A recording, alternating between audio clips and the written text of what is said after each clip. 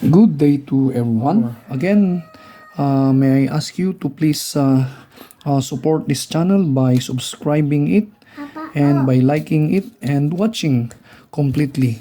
Thank you.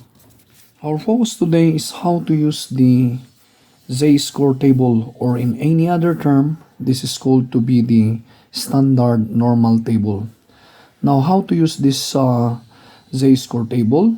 Now, in here, we have to understand, or we have to know the form of the Z-score. Okay, so the Z-score is always given in the form of two decimal number or a whole number and a two decimal number. So, example, we have in here Z-score, which is 1 and 25. So that is the sample. You notice that I have in here one whole number and two decimal. So notice that when we are talking of the form of the score, Z-score, now we have in here, we have to understand our table that in the first column, notice in here, in the first column, this one, color yellow, these are actually the first two digits of the Z-score, a whole number and the first decimal number. Notice that it will start from 0.0, 0.1, 1.0, 1.1, and so on and so forth, 2.0, 2.2, or should we say 3.4. Notice that the first column is composed of what? Again, composed of one whole number and first decimal number. The other second decimal number, because as I said a while back, the Z-score is composed of at least one whole number and two decimal number. The second digit of the decimal number is actually located in the first row. So notice that if I have this one, 1.25, the location of this one is actually, I have to locate the first column, which is 1.2. So 1.2 is located in here. Okay, so this is 1.2. Now what about the second decimal? That is located in the first column, which is, you locate that one, that is 0, that is actually 0.5, so we have in here. So that is how to understand the table again. In the standard normal table, the first whole number or first digit of the decimal point is located in the first column. The second decimal point is always located in the first column. So that, how are we going to use now the table? We have in here the first whole number and decimal is located in the first column. So we have in here. So let's say for example, 1.05. Where is that located? First, I will be locating the first two number, that is a whole number and a decimal. So I have in here. Okay, I have in here. So this is the location. Now, what about the location of second decimal number?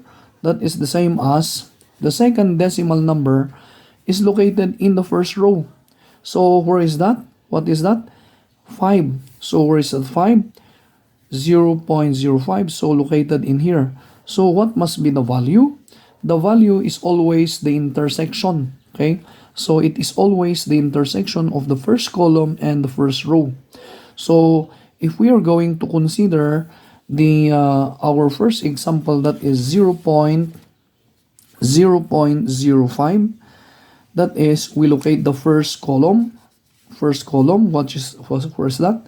That is the same as 0.0. And another one, what is the second decimal number? 0.05. So where is that? It is located in the first row. So this one. So the intersection of the first column and this first row is always the area or the probability.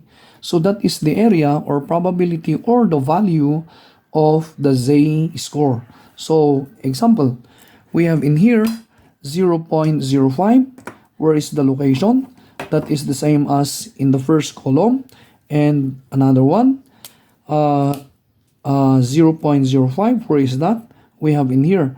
So meaning, I have in here, whatever their intersection, if I have to draw a line, I have in here the first column and the second column, meaning that is the area or probability. Meaning to say, the value of this one, 0.05, is said to be 0.0190. So the area of this one is actually 0.0190. So that is actually the area, or when we are talking of the probability, that can be said to be the probability, okay, correspond to this z-score.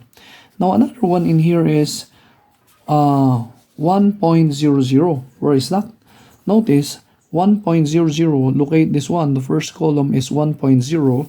So where is that located? So I have in here. So in the first column. Now what about the second number? That is again 0. So I have in here. So meaning the intersection of the first column and of course this first row, okay, the value is actually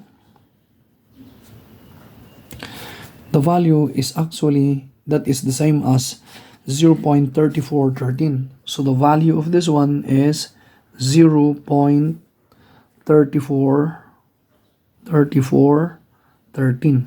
Okay, or the intersection between the first column and the second column is actually at 0.3413. Okay, so that is how to use the z-score table. Now another one in here is 1.51. Now where is the 1.5 located? It is located again in the first column. Okay, 1.5 located, it is located in the first column. Where is that? So we have in here. Okay, 1.5. Now what about the 1? 1 in here is 0.01.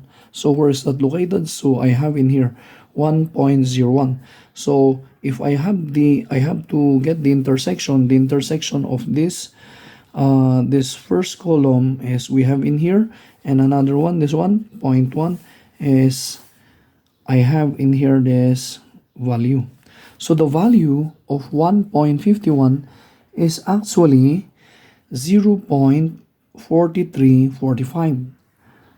0.4345. So that is the value or the probability correspond to 1.51. Now again, next problem. What about the 2.00? Where is that located? 2.00 is located in here, first column. I have in here. So I have in here 2.0. Now what about the next digit? That is the same as I have in here, 0. So we have in here 0. So the value is this problem. Okay, so that is the result. So the value of our 2.00 is actually equal to 0.47 72. Okay, so the value is actually 0.4772. Now another one is 2.49. Where is that located? 2.4 is located in the first column. 2.4 is located in the first column. So I have in here 2.4. Now what about the 9? It is located in here. So meaning to say, if I have to get the intersection, I will be drawing this one so that I will not be mistaken. So I have in here the 2.4, and what about the 0.09? So it is located in here. So the value actually is, and 0.4936. So the value is actually 0.4936. So 0.4936. So that is the value. So again, what is the value of 2.49? 2.4 is located in here, and of course 9 is located, 0.09 is located in here. Where is their intersection? So this one. So the probability correspond to 2.49 is actually 0.4936.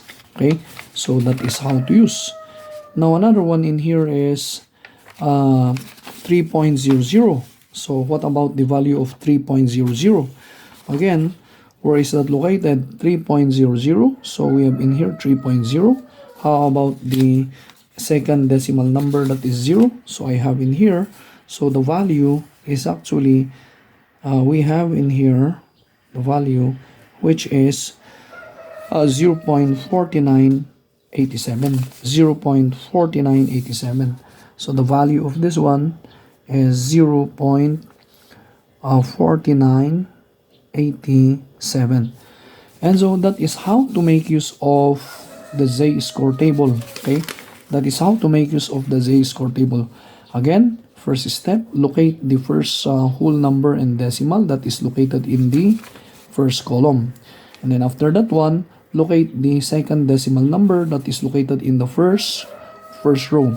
Whatever their intersection, intersection of the first column and the first row, that is called to be now the value, which is the same as the area or probability. So considering my table, the z-score is actually located in the first column and then the first row. Whatever the area, whatever the probability or corresponding area, it is this one. Okay, so the whole, this one is our whole value of the probability. So that is how to make use of the z-score table. So that I have in here now the different problem. The 0.05, the value is 0.09190. How about 1.00? That is the value, the probability, corresponding probability is 0.3413. How about 1.51? The corresponding area is 0.4345. 2.00, corresponding area 0.4772, and 2.49, that is 0.4936, and 3.00, the area is 4987, 0.4987. And that is how to make use of this z-score table. The next thing that we are going to look into is how do we illustrate the value of the z-score or its corresponding area. So the corresponding area of the z-score are all located in what we will now the standard normal curve, or that is the same as z-score, or that is the same as normal curve. Okay, so I have in here a curve. Okay, I have in here a curve which is called to be the standard normal curve, or usually known as normal curve. Now, this normal curve is where the illustration of the different probability or areas corresponding to z-score. So notice my curve in here actually follows or likened to the probability histogram that we have already illustrated, like the illustration of the probability histogram of the pair of two dice. Okay, the pair of two dice. Okay, but anyway, let's try to have this normal curve. When we say normal curve, this is how it is look like. Now, the normal curve is actually has a base, so we have in here the horizontal one. It is where calibration is being located. So the calibration of this normal curve in the base is actually the very center. This one, okay, is actually the location of the mean. The location of the mean. That is mu.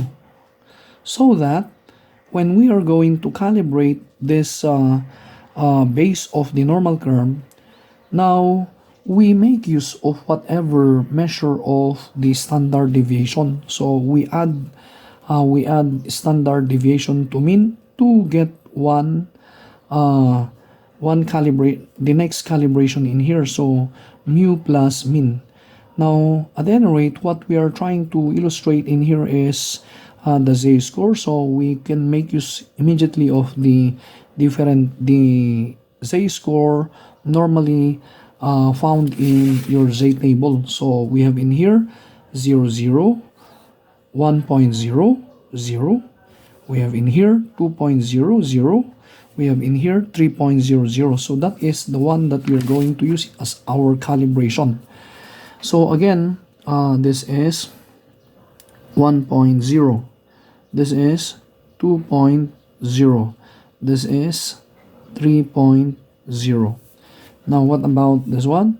Negative 1.0, this is negative 2.0, and negative 3.0. Okay, so actually that is the same as mean plus 1 standard deviation. So that is 0 plus 1. So that is the same as 1. So again, that is, how about this one? That is mean plus 2 standard deviation, or that is the same as 0 plus 2. So that is 2. What about this calibration? That is actually mean plus 3 standard deviation. That is the same as actually 0 plus 3. So that is the same as 3. At the left side, that is the same as subtracting the standard deviation from the mean. Now, notice that there are properties we have to understand in the standard normal curve. The total area of the curve is actually 100%. Okay, that is actually 100%.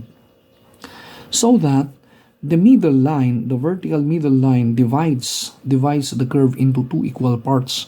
So that if it will divide this curve into two equal parts, it follows that the right side can be said to be 50%, and at the same time the left side can be said to be 50%, or 0.500. This is the same as 0.5. Now another one is notice that the mean in here determines the highest point of the curve. So the mean determines the highest point of the curve. This is the central point, determines the highest point of the curve. Now notice that this vertical line that divides the curve into two equal parts makes the left side and the right side a reflection of each other. Okay, so there exists a reflective property in here. Okay, reflective property.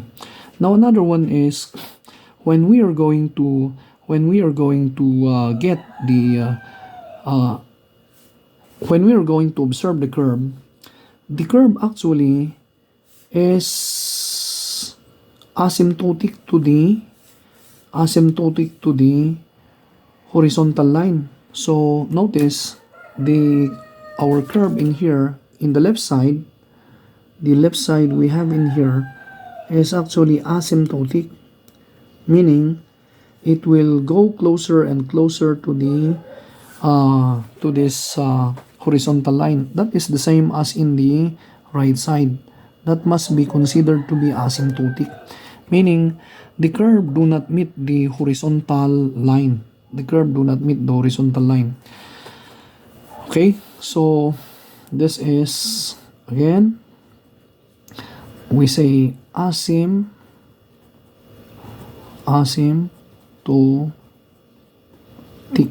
Okay, this is the same as asymptotic. Okay, asymptotic.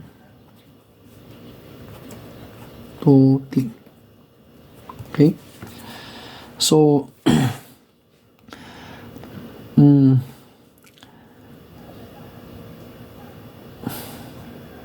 right side,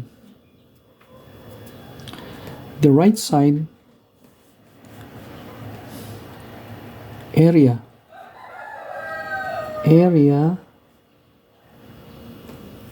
of the left side is equal to the area of the right side. Okay, right side. Now, notice that the next thing that we're going to look into now is, what about the area? The area, if we are going to illustrate now the z-score, which is the same as 1.00. So we have in here 1.00. So the area is actually 0.3413. Now, where is that located? Where is 1 located? Located at the right side of the mean. Okay, located at the right side of the mean. So if I'm going to draw a vertical line, so I have in here, meaning if I got to get the area, if I will be getting the area of this part from the mean going to 1, the area of this one from the mean going to 1, from this vertical line going to this vertical line, the area of this one is actually 0.3413. So that is the meaning. So that is the area. Well, of course, when we are going to get the area of the mean going to the left side, 1 unit or 1 standard deviation, the same as this one, I will draw a vertical line. So this is the same as, okay, this one. Well, it follows that when I'm going to get the area of this one, the shaded part, from the negative one going to the mean, the area is the same as 0.3413. Okay, 0.3413.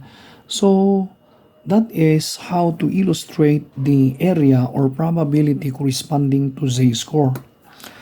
Now, what about if I will be getting the area of 2.49 from the mean. 2.49 from the mean. Definitely, I will locate that one. Where is the 2.49? Most probably, that is already very close to 2.50. So I have in here very close to 2.50.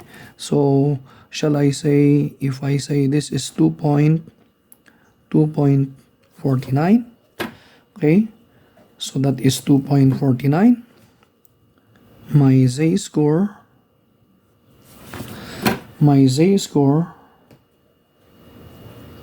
which is 2.49 from the mean. Of course, I will be shading that one from the mean. I will make use of the red. Okay, from the mean, this part, meaning if I have to get the area of the 2.49 from the mean, from this point going to this point, the area will be what? will be 0.47. No, 0.49. So the area could be considered to be 0. I will include in here, writing in here, 0.4936, meaning this area is the area from this point, from this mean, the middle, going to this one. So the area is 0.4936. Okay. And of course, if I were to get the area from the mean going to 3, going to 3 in here, going to 3, that is the same as, of course, I will be shading, meaning I will include all this one from this point going to this point. The area is actually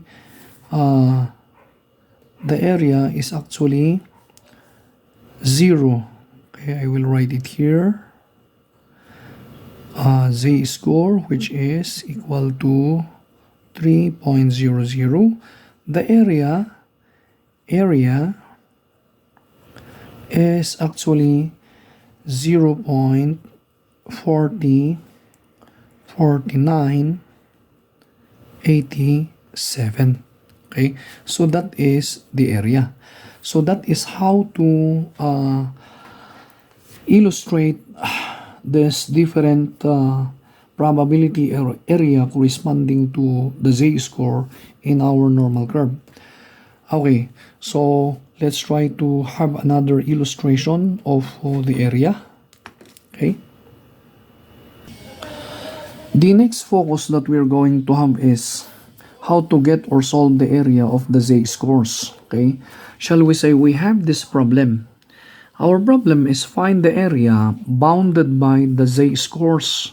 z1, which is negative 2.50, and z2, which is 1.50. So our problem is the area. How are we going to get the area? Of course, to get the area, we have to locate again this z-score in our normal curve. So in our normal curve, we have in here the normal curve, okay, that is with the calibration negative 1, negative 2, negative 3, positive 1, 2, 3. So where is negative 2.50 located? So more or less 2.50 is located between negative 3 and negative 2. So more or less we have in here. So the location is from this point, and from this point, and of course another one is 1.50. Okay, 1.50. So the next thing that we are going to locate after locating the z1, z sub 1, which is negative 2.50, is the z sub 2, which is 1.50. So more or less the location is between 1 and 2. So having that one, we might as well draw our vertical line. We might draw our boundary line. So here, now notice that we're now ready to get the value. So how do we get the value? Of course, we make use of the z-score table. Okay, z-score table, wherein 1.50 is the same as in here 1.50, 1.50. Okay, that is the same as the value is actually this 1.50. Okay, 1.50. So the value of this one is actually 0.4332. Okay, so that is the value of this one. This is actually the area from the mean. This is actually the area from the mean. That is the same as 0. Now another one in here is negative 2.50. The negative 2.50, mind you, we have to understand that our curve has this property which is called to be reflective property. So meaning to say the left side is the reflection of the right side, or the right side is the reflection of the left side. That is the same as in the area. So when you're going to get the area of negative 2.50, consider this one to be positive so that you can always make use of the same table. Okay, so you cannot see in your table negative. Okay, so the area is consider this one to be 2.50 is the same as positive 2.50. So we have in here 2.50, 2.5, and then 0. So we have in here the area is, we have this one. Okay, we have this one. So that is 0.4938. So the area of this one is 0.49 38, 0.4938. So ayan, so the value of negative 2.50, you treat that negative 2.50 to be the same as positive 2.50, and so the value is 0.4938. So that is actually the area. The area in here, this probability actually are measured from the mean. Okay, measured from the mean, from the center going to the negative 2.50. So from this point, and then from this point going to positive 1.50. So meaning to say, the area that we are looking is the area bounded by the z sub 1, which is the same as negative 2.50, and then z, which is z sub 2, which is 1.50. That is our focus. So that is our focus. Yan. So where is the space or the area? We are having this one. So meaning to say, we are looking for the area of this space, or the one that I am shading. So we have in here. So again, our focus is the area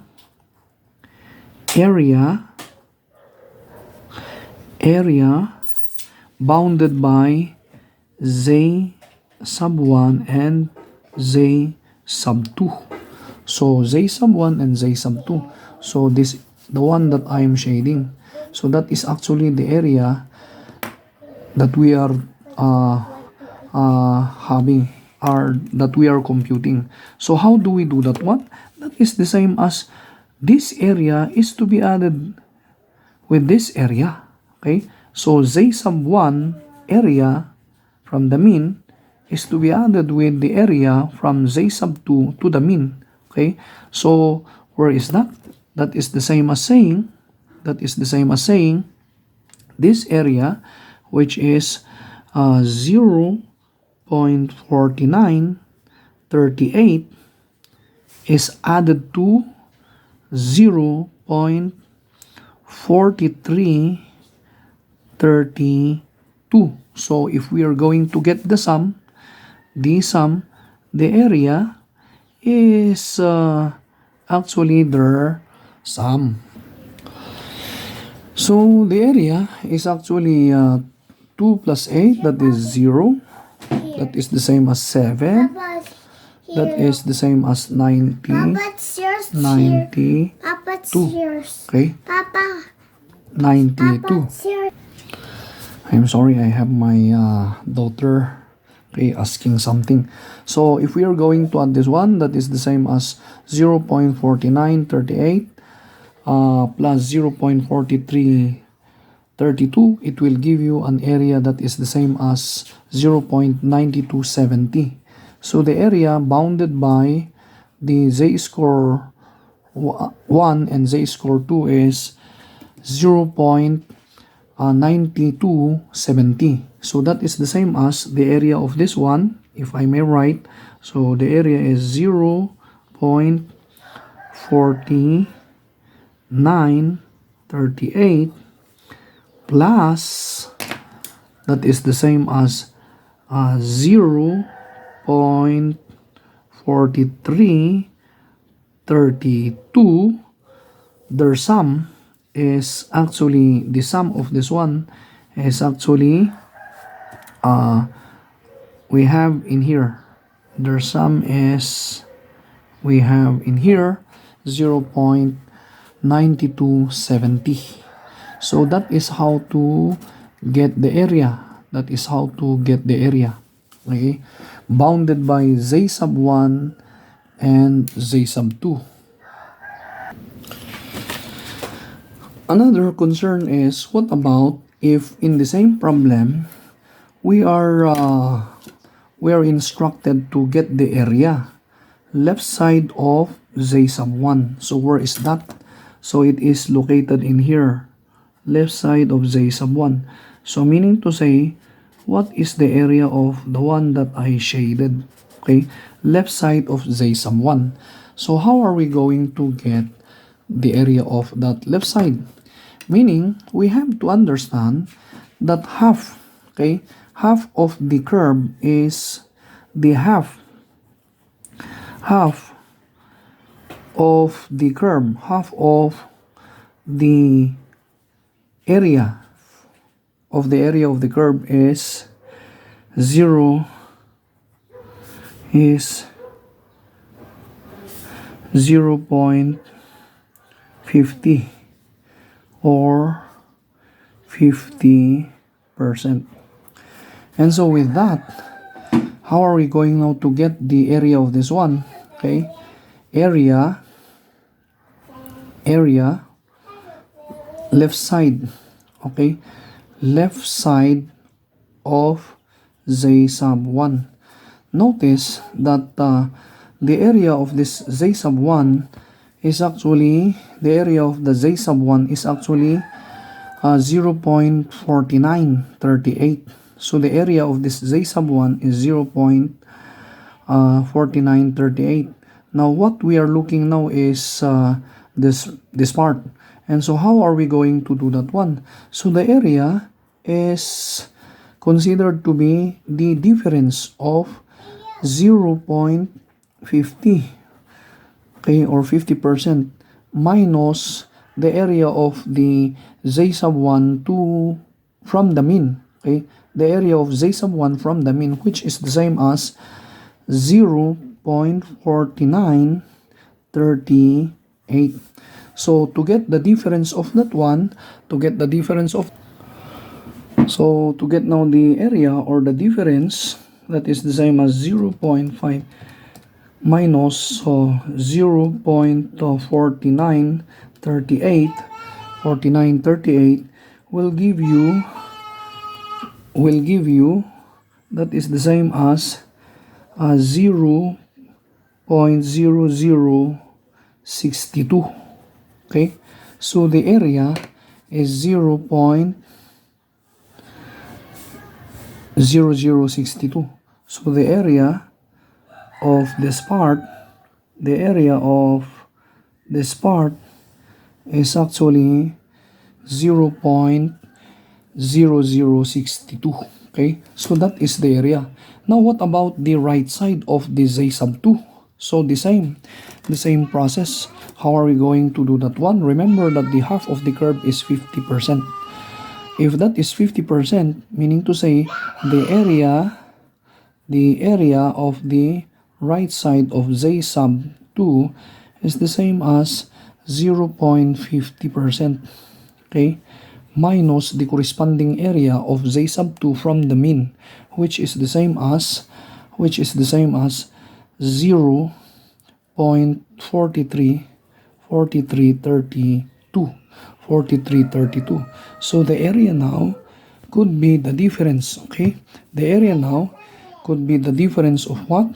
0.50 minus 0.4332. So what is the area? The area now would be what? 0.0668. So the area of the right side of Z sub 2, which is this one, is 0.0668. So that is the area of the right side of Z sub 2, which is the one that I am shading. Okay, so ayan. So what is the area of that shaded part? So again, the area is, we have in here, okay, 0.0668. So that is how to solve for the area. If it says in here, find the area bounded by, meaning to say between the two Z score. So that is the same as between Z sub 1 and Z sub 2. That is the one that is that is the focus of the problem.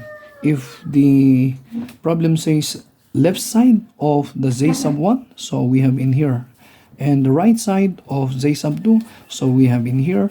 So the area is 0.06668 and 0.0062. So that if we are going to get the sum of this different area, this area plus this one plus this one plus this one, it will give you 100%. It will give you 100%.